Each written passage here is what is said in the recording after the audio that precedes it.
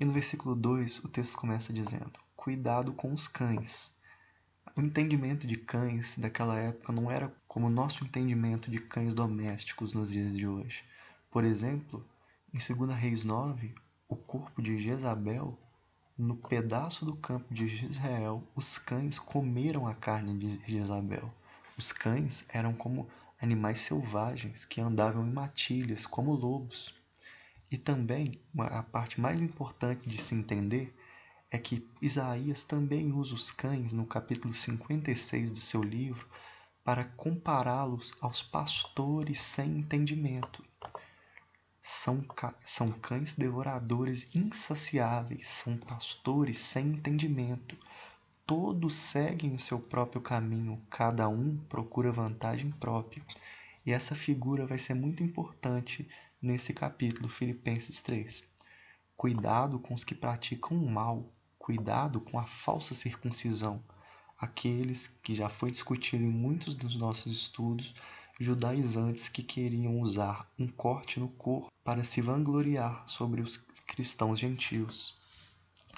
E Paulo diz: pois nós é que somos a circuncisão, nós que adoramos pelo Espírito de Deus, que nos gloriamos em Cristo Jesus e não temos confiança alguma na carne. Como o próprio Jesus disse em João capítulo 4, Deus é Espírito e é necessário que os seus adoradores o adorem em espírito e em verdade. E Paulo começa a dizer de si: embora eu mesmo tivesse razões para ter tal confiança, ou seja, confiar na carne, confiar nas coisas dos orgulhos humanos, se alguém pensa que tem razões para confiar na carne, eu ainda mais.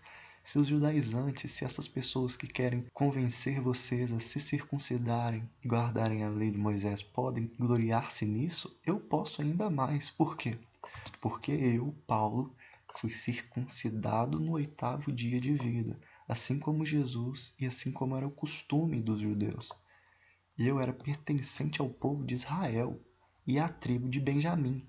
É muito importante entender aqui, a tribo de Benjamim, juntamente com a tribo de Judá, permaneceu com a descendência dos reis que vieram da descendência de Davi.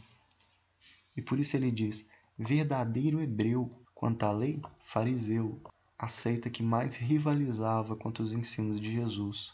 E quanto ao zelo, perseguidor da igreja, ou seja, a seita dos fariseus, a seita mais zelosa. E dentro do farisaísmo, ele era tão zeloso que ele perseguiu a igreja. E quanto à justiça que há na lei, ele era irrepreensível.